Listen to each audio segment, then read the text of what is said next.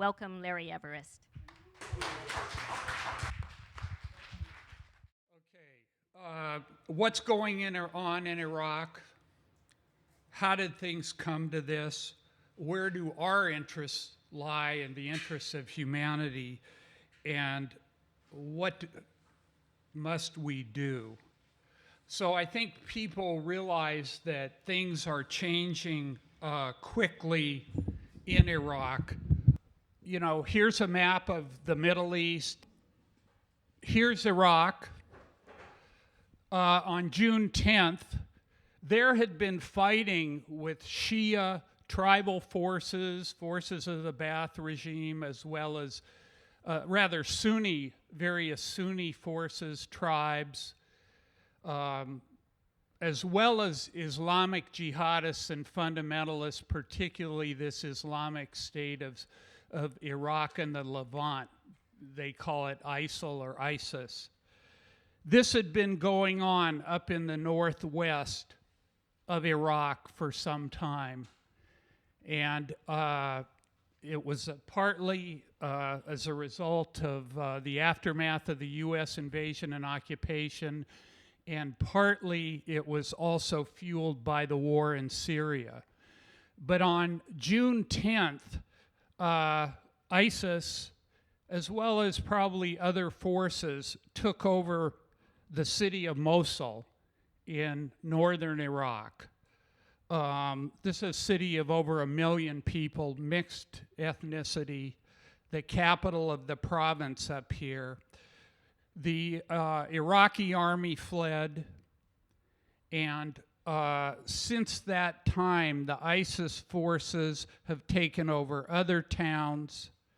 They and other Sunni forces are the dominant fighters in this area of Iraq, and they're within 40 miles of Baghdad, and the fighting is going on, you know, as we speak. This has sent shockwaves through this entire region and the world. And just today, as soon as this happened, Baghdad, of course, is the capital of Iraq, currently ruled by the people the U.S. and Iran put in power following the 2003 invasion, the government of Nouri al-Malaki, which is principally Shia-based, which is another branch of Islam. About 60% of the population in Iraq is Shia, roughly 20% Sunni, 20% Kurds. And I should just add that in the very northeast corner of Iraq, the Kurds have been, I've been up there, the Kurds have, you know, basically established a semi-independent state, and they moved to consolidate their territory. You know, when Mosul fell, they took Kirkuk. So at the moment, Iraq at the moment is divided into 3 parts. And, you know, this is sending shockwaves through this region. So as soon as this took place, you know, Obama started talking about all options on the table. The U.S. sent a couple of aircraft carriers and other naval ships to the region. Just today, the U.S., Obama said that he was, previously they sent 275 Marines. Today he said he was sending military advisors, was going to provide intelligence help to the Iraqi military, and he was, you know, considering what targets to attack. You know, when you watch the news, though, there's sort of a lot of geopolitical, you know, everybody's an armchair analyst in all this, you know. And it's nonstop discussion of what the interests of the should we do this? No, let's send troops. what gets lost in all of this is that this is another chapter in the horrific suffering visited by imperialism and other reactionary forces on the people of Iraq. Since the first of this year, including the 500,000 that have reportedly fled the fighting in Mosul, 800,000 Iraqi people have been driven from their homes. What would happen? What would people be thinking? That people don't even know this. What would be the news coverage if 8 million Americans were driven from their homes? You know, and we're just wandering, trying to find sanctuary. That's what's happened to the people in Iraq.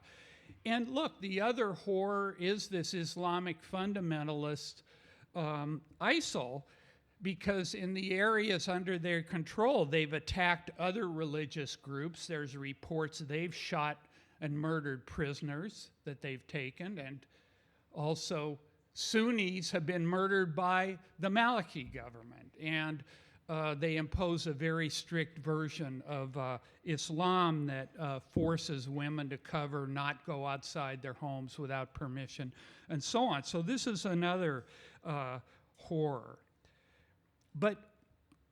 And just to give people a sense of the alarm within the ruling class, I'd like to play this clip from Senator Lindsey Graham that I saw on CNN. He's a big, very powerful right-wing senator. I just want to clarify one thing, Senator. Did you say that we absolutely should be working directly with Iran to deal with Iraq? Can you just clarify that? We should have discussions with Iran to make sure that they don't use this as an opportunity because so far the State Department and the White House is saying we're not talking. To seize control of parts of Iraq. They're in this.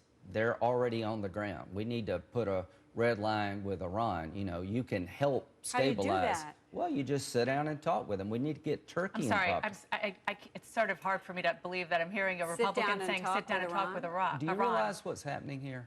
If Baghdad falls and the central government collapses in Iraq, the Iranians are the biggest winner. We're the biggest loser. ISIS, as Nick says, operates with impunity from Syria to Baghdad. They will hit us again.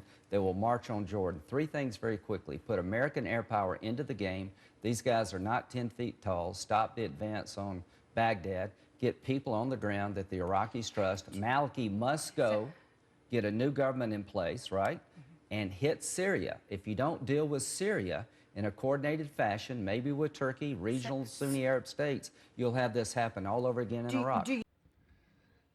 The take home for me when I watched this there was when he just stops her and says, do you realize what's happening here? We're way beyond political talking points here. This has huge implications. And of course, you know, these people talk about letting Iraqis determine their own fate, and then every time they open their mouth, they're saying, yeah, determine your fate as long as it's 1, 2, 3, 4, which I've just told you. But I think one thing we have to understand is that we don't know exactly where this is going to go. But this is a big deal. It has the potential to be a major turning point, fracturing or even breaking apart state structures in the region that have existed over nearly 100 years, as well as the structure of U.S. domination in this region that's been in place about 70 years since the end of World War II. And one thing that this shows already is that these rulers are not all powerful. They do not simply sit up there and manipulate everything and get whatever they want and it's all going according to plan. That is not happening. I'm not saying they're out of the game, they have no power, they're not trying to control events. They are. But this was not part of the plan. And I'm also going to show that one of the key ways that we need to understand this, and I've heard so many, oh, Bush's war, no, no. The neocons, it's the neocons, no, these are just factions of an imperialist ruling class. And I'm going to reference this quote from Bob Avakian's Basics because I think it captures the reality so clearly, and it's something we should be getting out to millions of people. The essence of what exists in the US is not democracy, but capitalism, imperialism, and political structures to enforce that capitalism, imperialism. And I'm going to talk about why this is so crucial. If people are looking at things in terms of the political superstructure and don't even see the base that it arises from, they're completely going to have their heads spun this way, that way, and the other way.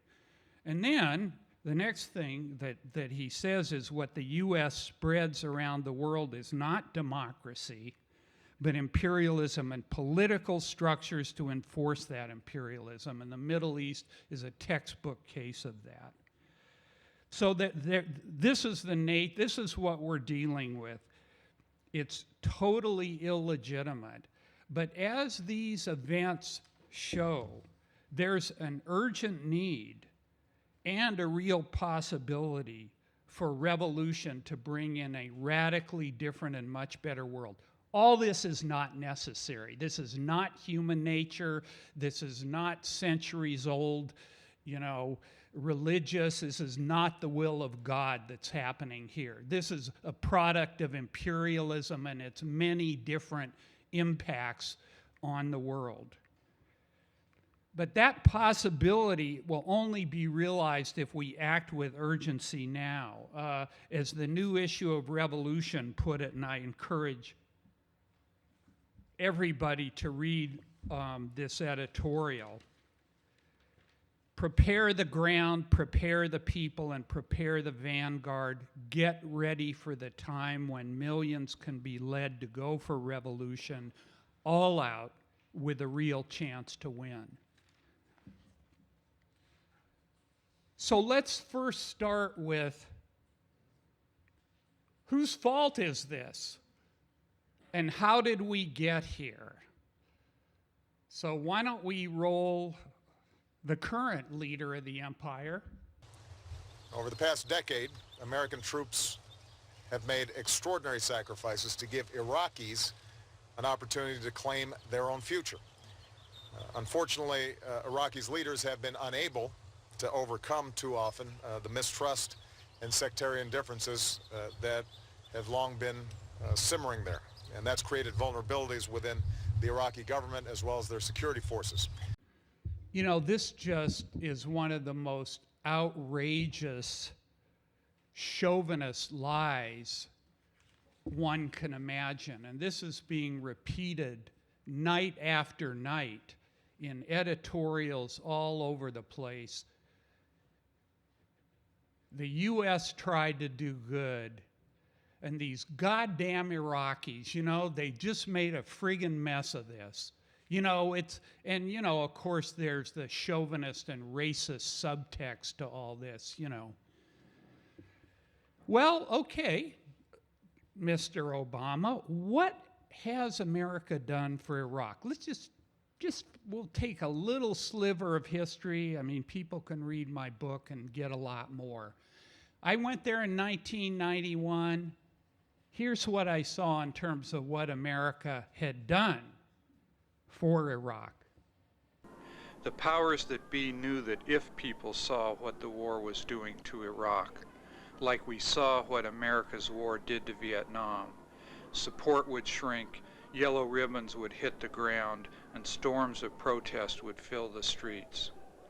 Hundreds were incinerated at the Amaria shelter in Baghdad, but few pictures of the victims were broadcast in the U.S. When Iraqi doctors heard the shelter had been hit, they expected to treat the wounded. They saw none that night.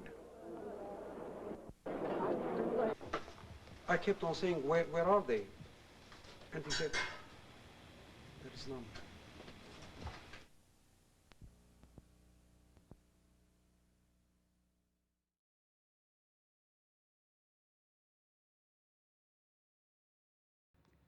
I also took footage of the impact of the sanctions, of the impact of U.S. sanctions, you know, approved by the United Nations from 1990 to 2003 that killed over 500,000 Iraqi children and devastated Iraq's infrastructure, water, power. You don't have electricity.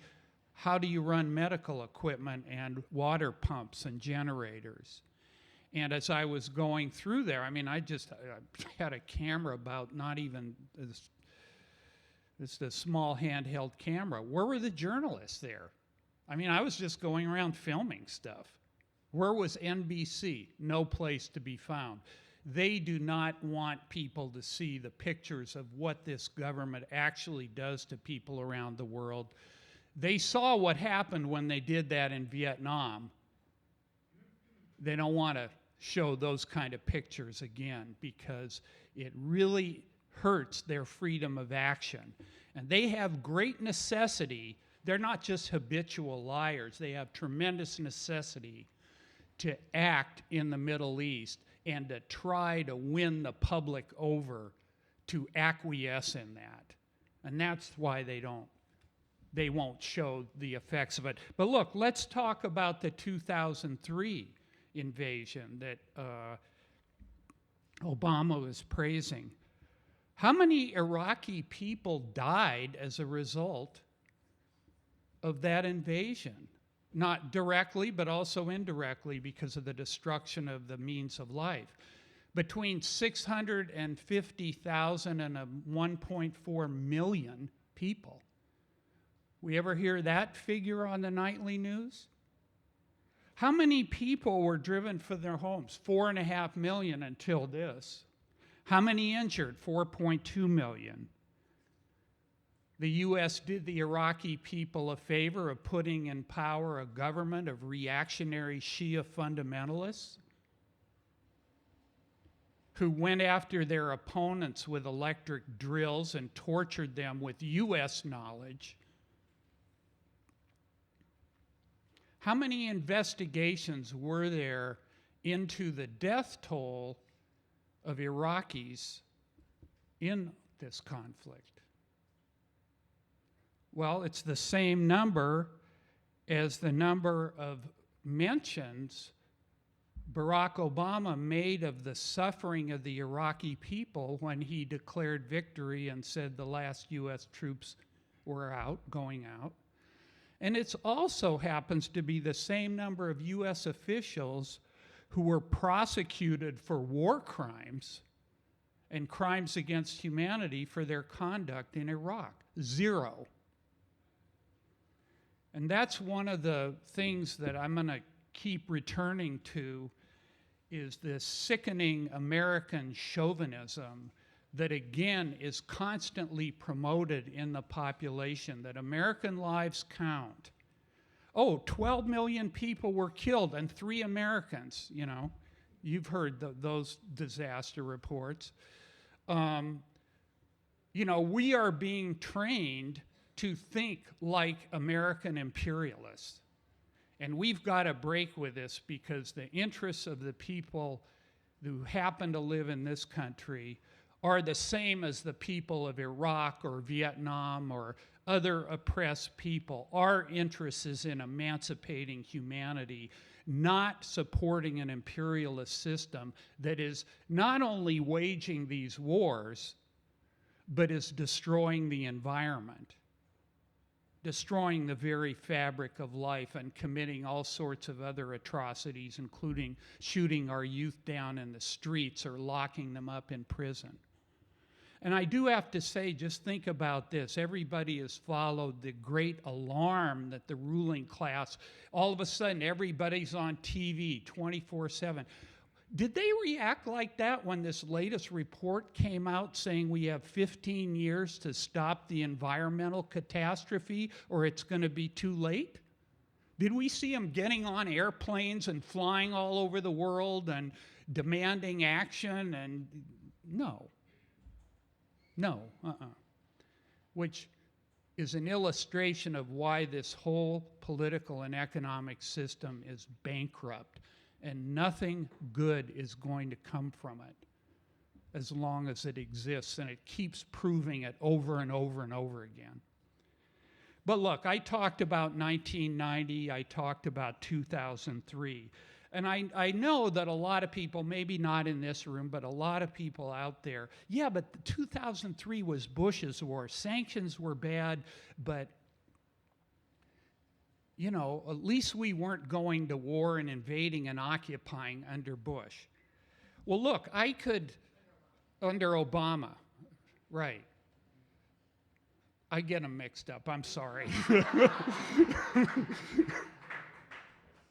My bad. And I'm not saying there aren't different strategies, but actually Obama's just carrying out the strategy of the second term of Bush. But anyway, that's a different issue. But look, the real root cause of this is the domination of imperialism of this whole area, the whole region, and many other parts of the world. I mean, there was the Algerian, maybe we'll show it in the Q&A, but Lakhdar Brahimi, who's from Algeria, talked on Democracy Now! About what the French did in 1830. Took over all the good land, burned people in caves, and robbed that country blind.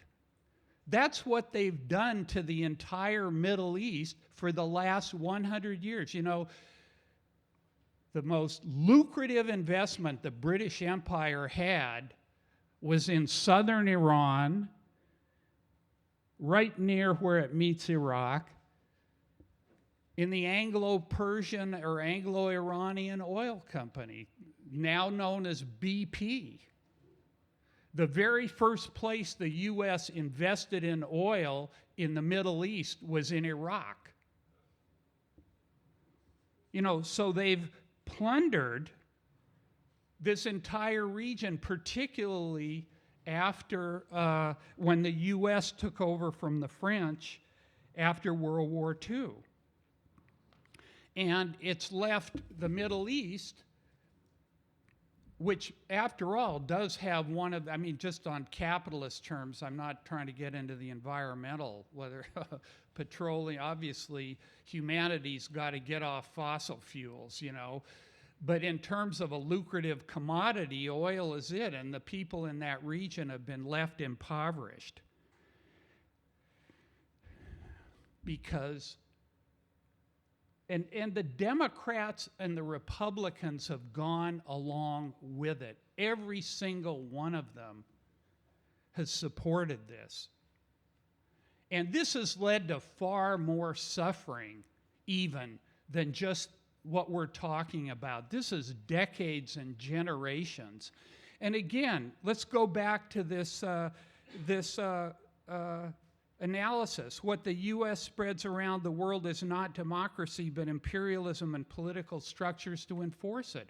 What did they do in the Middle East? They put Israel right down there in the middle of this in order to act as a gendarme, ethnically cleansing the Palestinians. All the governments along the Gulf, Jordan, are all absolute monarchies. Wait, what happened to democracy? They had a monarch in Iraq and Iran until they were overthrown by revolutions. They kept a stranglehold on this region because it's home to 60% of the world's oil and natural gas resources, which are the lifeblood of this capitalist system. And they were not going to let anything interfere with that. And look, we're talking about, and the reason for this is not that so Americans can drive SUVs. The reason is if you control the flow of oil, you control, first of all, you cheapen production for all the capitalists and make that production more profitable, not just oil companies. Number two, you have incredible leverage in the global economy. Number three, you control those who depend on oil, which is pretty much everybody, or you have leverage with them. That's what this is about. And already, just, there's a refinery in northern Iraq that the ISIS forces have apparently shut down or something, and already there are jitters on the world oil market because, if you remove 1 million barrels of oil or 2 million, or I think Iraq pumps about 3 to 4 million barrels a day at this point, this has a huge effect on price and supply. So, this is an area that they've just exercised a stranglehold on. And, the necessity for them to do this, a lot of people will say, well, yeah, I'm against capitalism. I don't like capitalism. But they think of capitalism as a system where the rich have too much influence. It's too much power concentrated in too few hands. Can't they be less greedy? No, they can't.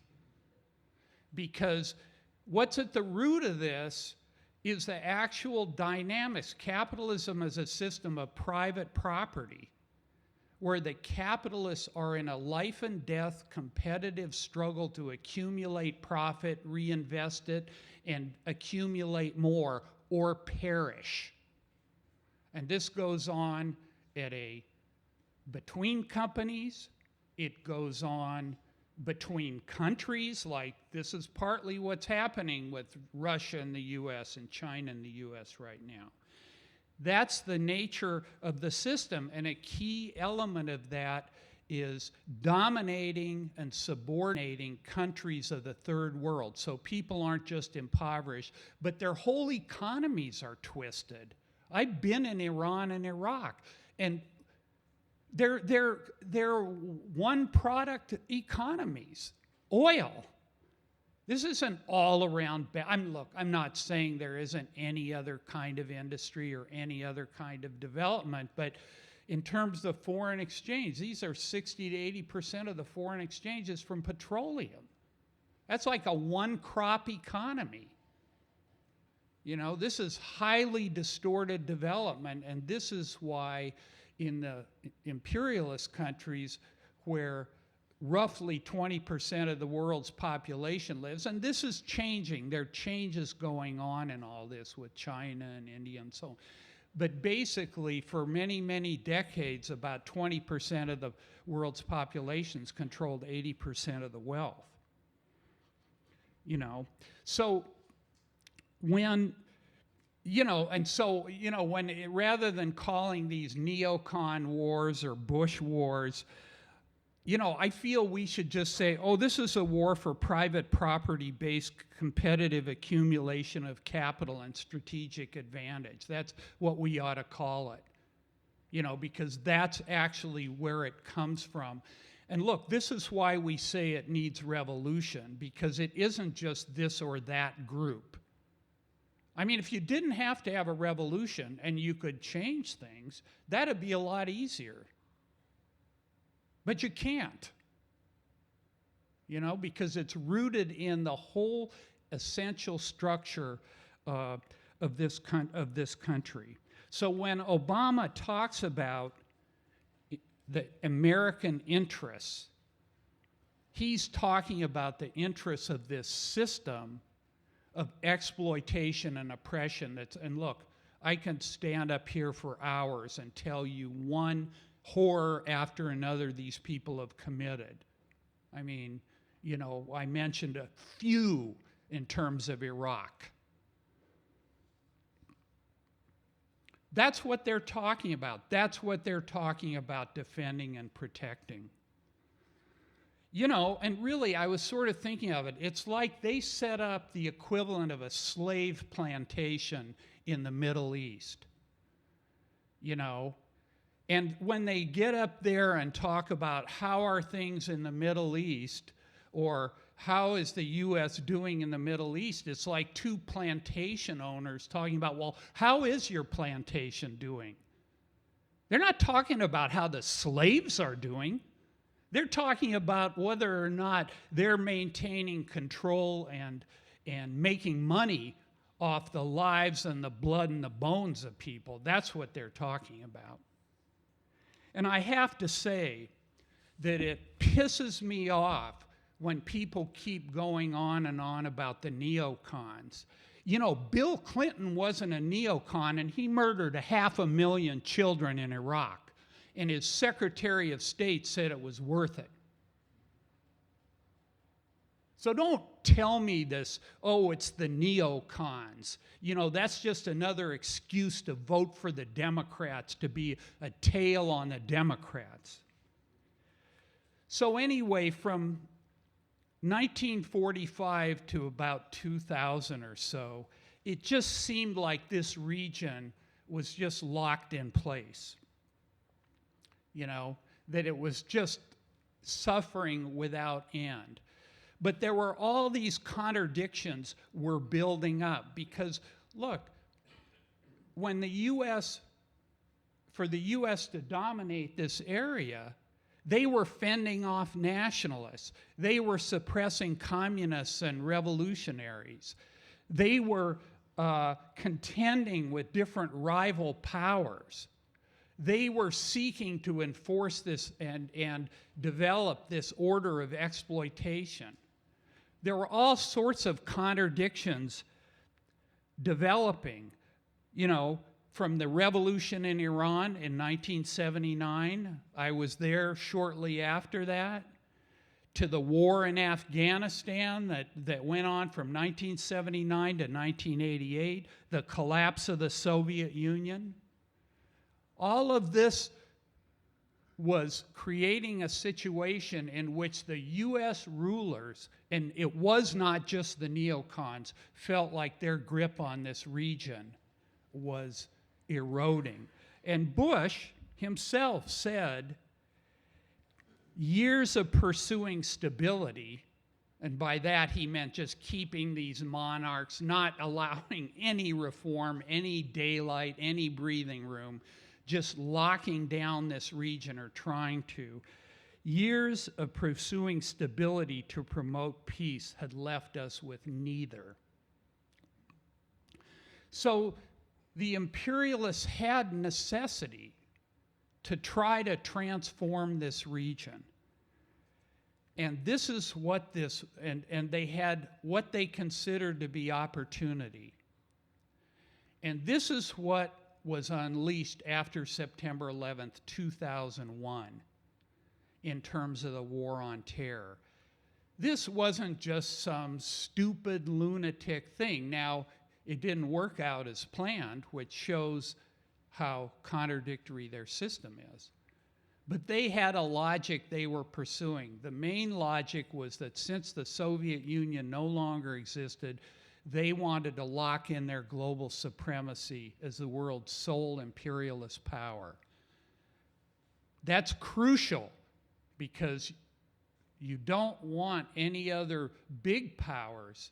They didn't like having to contend with the Soviet Empire, which wasn't a communist empire at that point. It was state capitalist. They didn't like, this was a problem for them, having to, contend with the Soviets in Africa, the Middle East, Latin America, all of this, So they saw this as their big moment to lock in their global supremacy. How were they going to do that? They were going to kill two birds with one stone by waging a 20-year war in the Middle East to restructure that entire region and to drain the swamp of these troubling Islamic fundamentalists that were behind the 9/11, but had been giving them problems.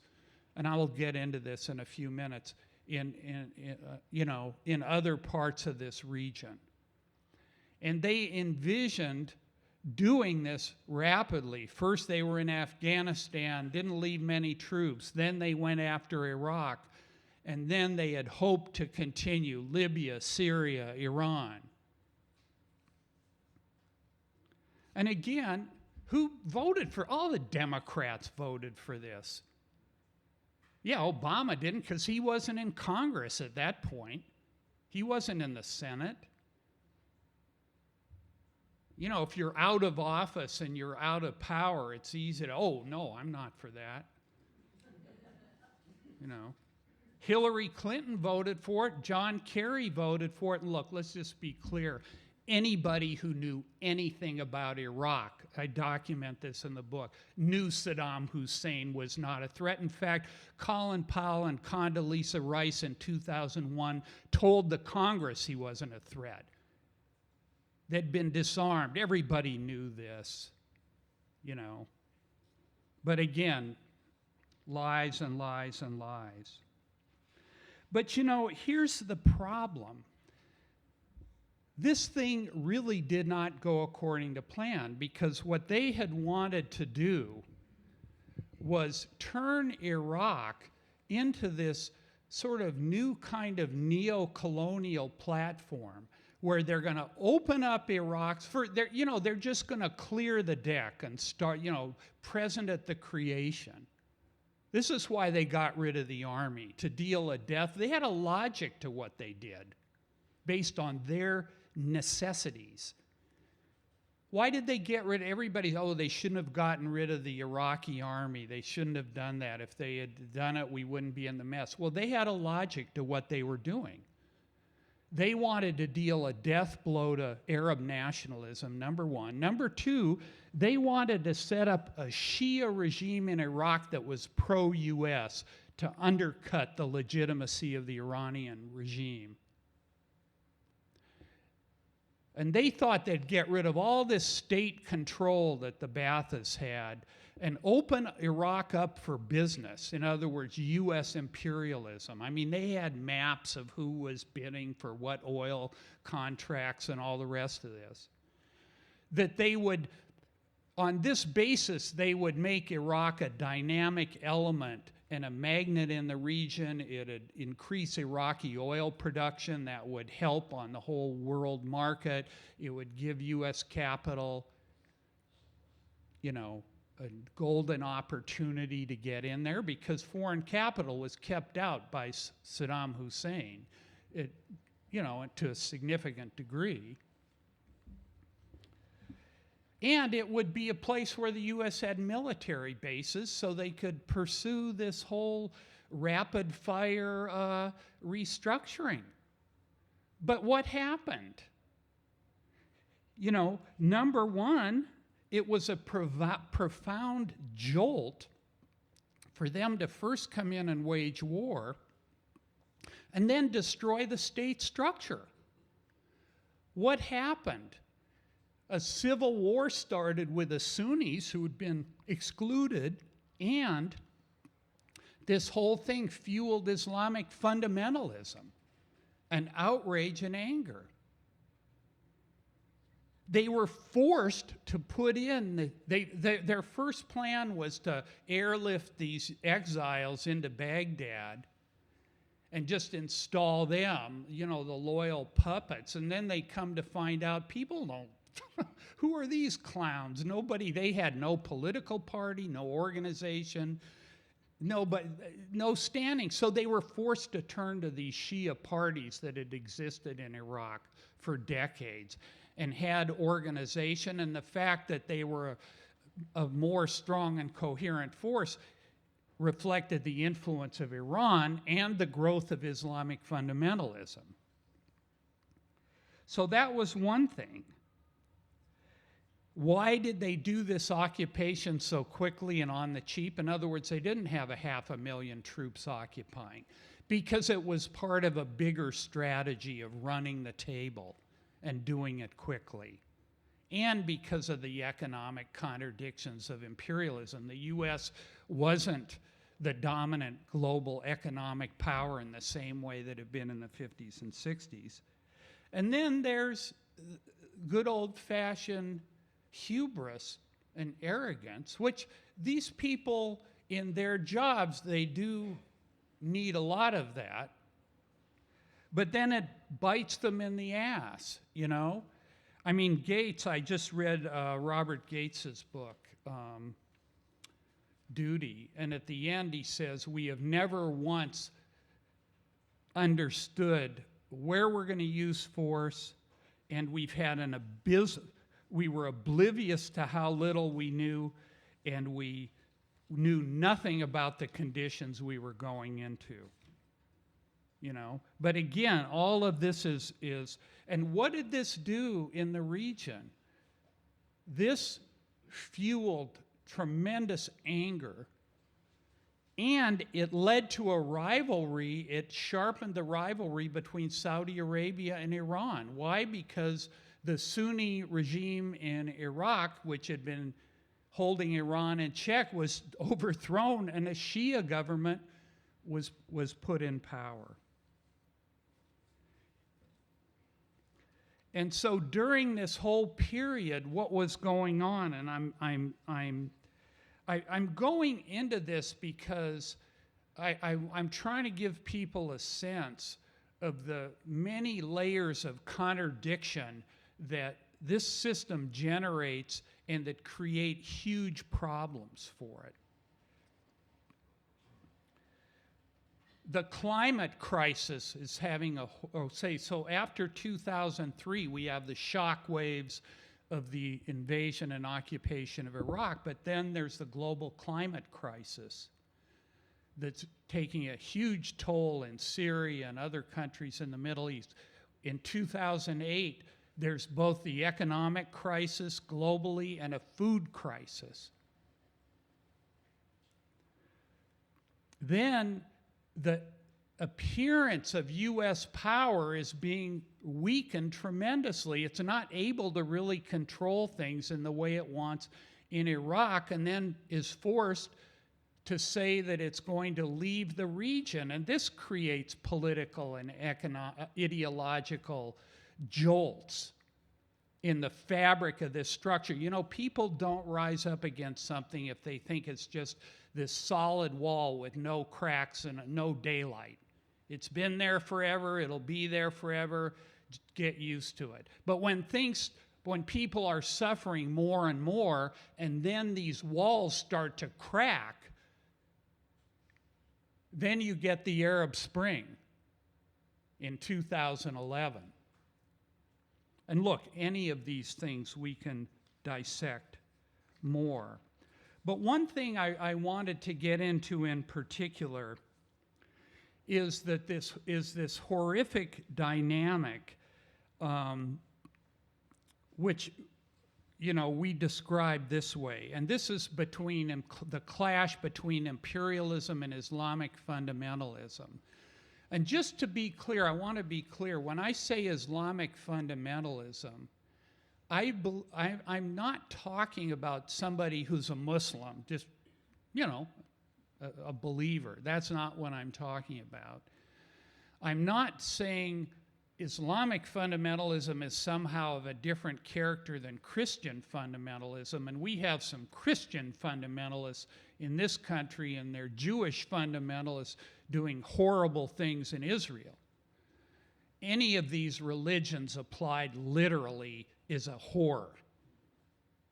You know, what I'm talking about is people who believe in a literalist interpretation of, in this case, Islamic teaching, and the creation of a state and a society in which that is what's dictating the laws and the ideology and the ruling social relations.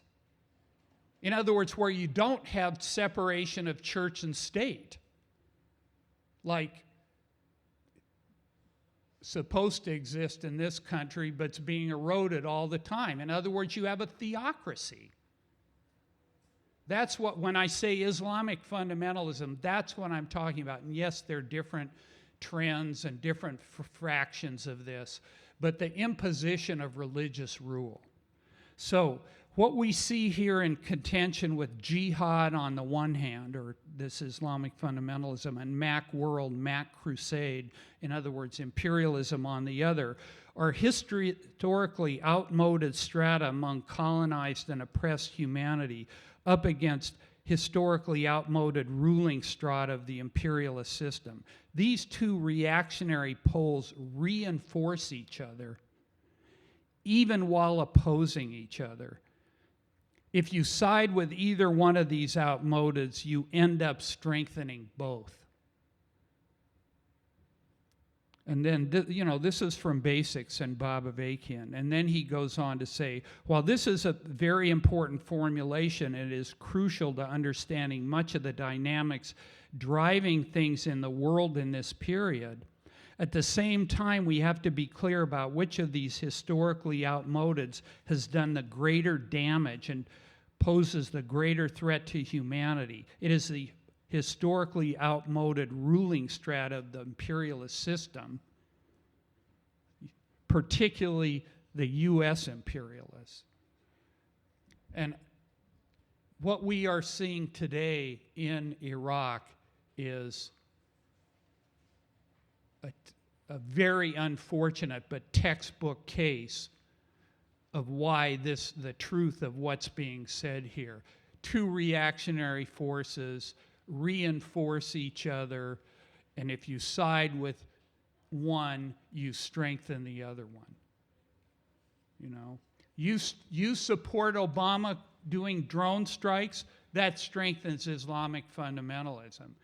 You support Islamic fundamentalism, that strengthens support for imperialism, because after all, who wants to see acid thrown in girls' faces because they want to go to school? I don't. Nobody should. And we can dig some more into this, but I just think that this has to really be confronted, this reality. Reality is complicated. It is not what we want. And it's true that the U.S. has worked with these fundamentalists in different ways, including in Afghanistan, but this is not a CIA plot. This is a huge problem for them. Even as, yes, they try to maneuver and manipulate and work with these forces in certain ways, because they are both reactionaries. And then the other thing is, a lot of people argue, well, you can't criticize another culture, and if you do it, it's Islamophobia. That's just saying that the people in the Middle East deserve to be oppressed, and women in particular, and that we should be indifferent to their fate. That's just outrageous. Communists are for the emancipation of all humanity in every single country. That doesn't mean sending imperialist tanks in to force culture on people. That's not what it's about. It's about fighting for the emancipation of humanity by the masses of people themselves. And I'm going to talk about this for just a minute.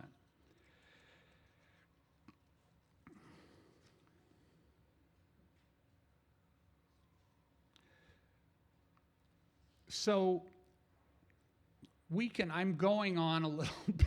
There's always so much to say.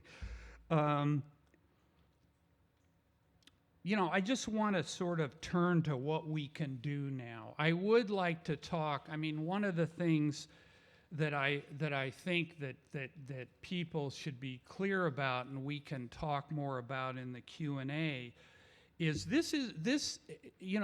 again, I'm not making predictions about how exactly this will work out. It could end up being another Syria situation where there's kind of a civil war just keeps kind of grinding on and on and on, but it also has the potential to really, turn into something much larger than that. I saw McCain on TV, and he's calling this the worst crisis since the end of the Cold War for the U.S. And, I think people need to understand. I'm going to go to the map again here. Here's Iraq. You heard Lindsey Graham mention Jordan. Jordan is right here. This is a key state. This is a key U.S.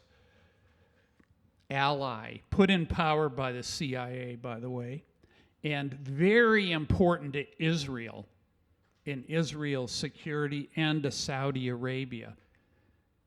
If fundamentalist forces like ISIS are strengthened, they're Sunnis. So are the people. So are most of the people in Jordan and Saudi Arabia, but they consider Saudi Arabia and Jordan and these other Arab monarchs to be corrupt, and they're trying. They would fight to overthrow them.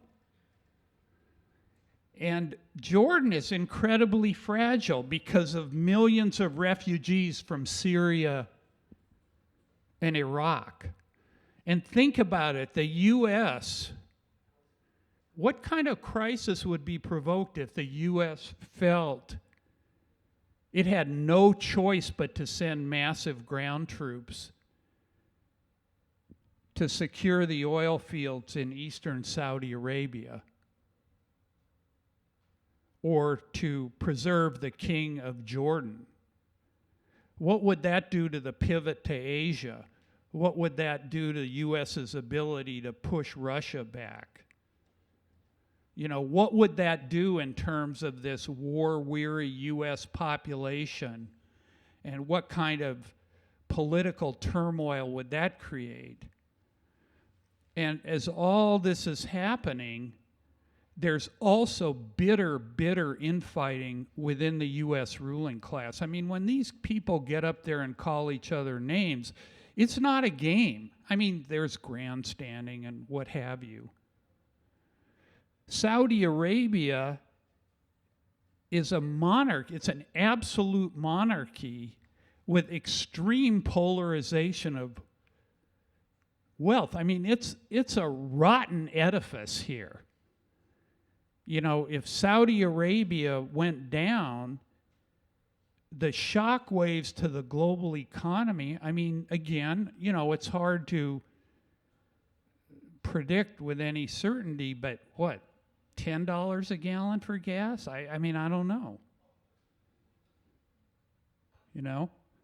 So this is the situation. That's why Lindsey Graham is up there cutting whatever Gloria Borger off at the knees. You know, like she's 10. Don't you realize what's happening here? But all this suffering and turmoil, and here's the bottom line is that the U.S. has no good choices. And it has limited freedom. Again, this is not to say that they won't bludgeon their way. They've done it before, and they're quite willing to do it. But they're facing a tremendous number of contradictions, and all of these are the basis for revolution in the contradictions and the suffering this system brings forward. But absent a real alternative, all this outrage and fury is going to be channeled into despair or into reaction. Just look at the situation in Egypt where people heroically rose up and said, we don't need leaders. Well, that meant you got other leaders, reactionary leaders, and you ended up with nothing.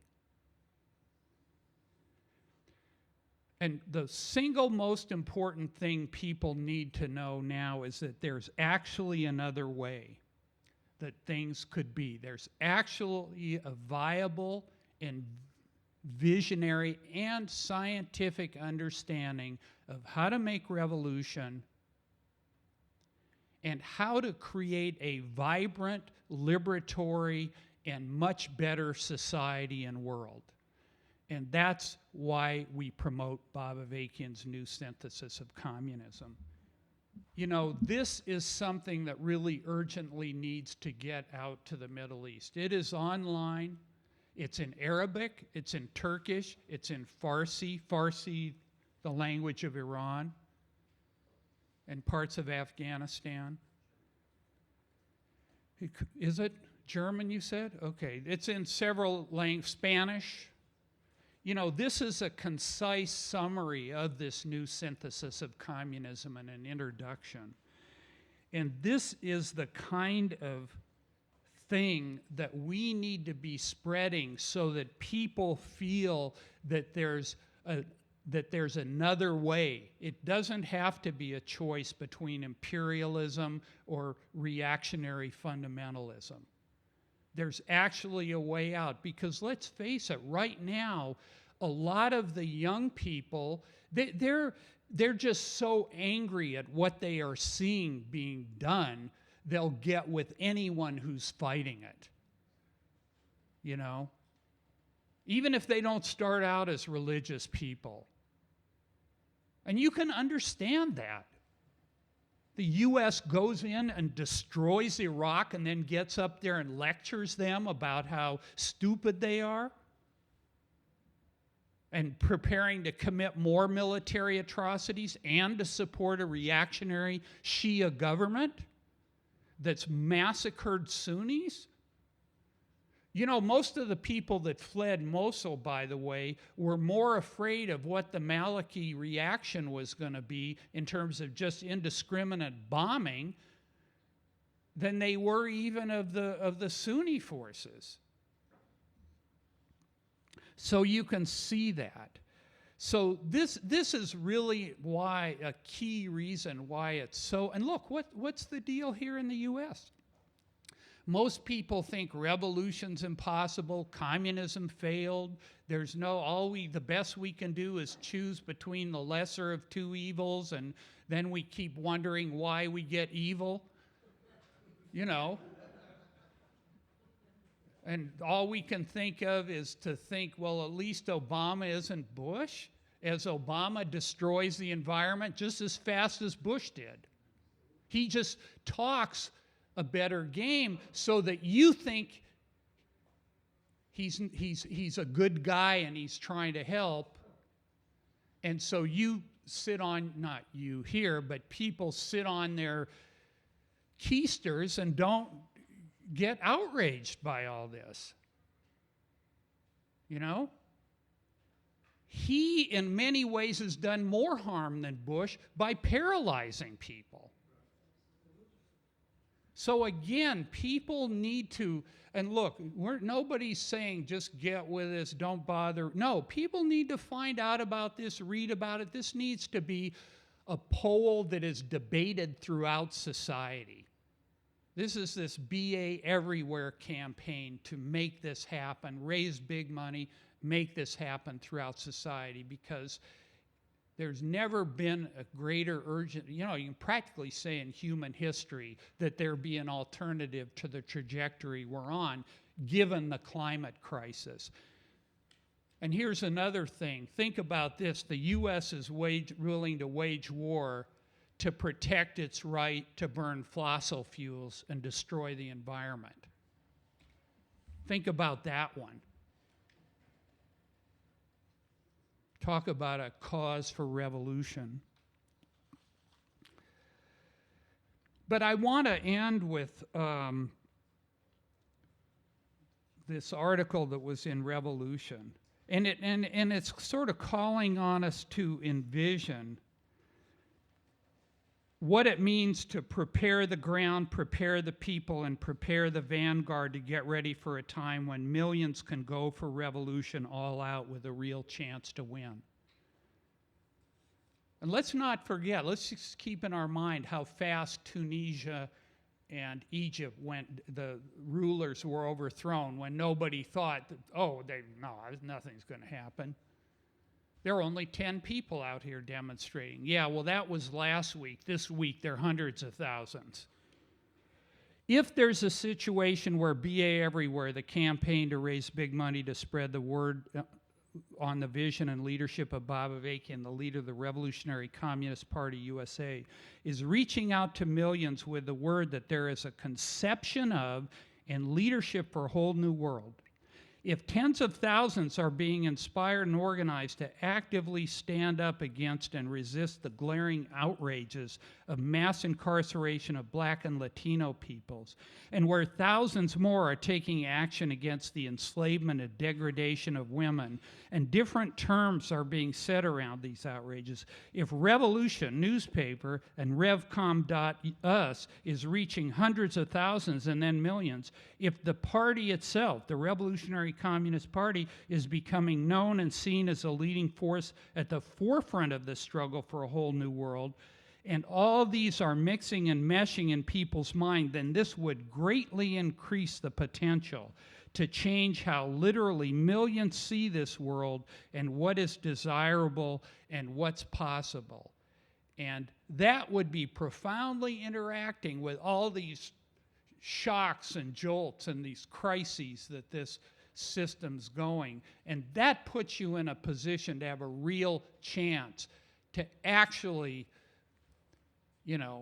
bring another, meet and defeat these people and bring another system into being. So with that, I invite everybody to come out and protest on Saturday, Powell and Market at noon, no bombing, to protest the day of or day after any U.S. military, drones, bombing, whatever, to promote the spirit of internationalism. American lives are not more important than other people's lives. We've got thousands of these. Should take them and give them to whoever it is you know, leave it in the laundromat, whatever.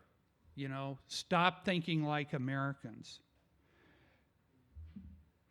Read and spread revolution. Everybody in here, maybe you don't agree with everything in the paper, but here, I like this article. Okay, fine, tweet it. Put it on Facebook. Give it to your friends. Read the paper, follow what's going on, and you can see what this movement for revolution is doing. Engage with BA's work. I think Reiko talked about revolution, nothing less. There's basics. Talk to the staff here. There's all kinds of ways people can dig into this very liberating scientific work that Avakian's done, and join with others in these crucial battles. He mentioned this about Andy Lopez and the murder of Black and Latino youth, and I know there are people in here working on this emergency tour down to Texas to protect women's right to choose. So again, let's prepare the ground, prepare the people, prepare the vanguard. Thank you so much.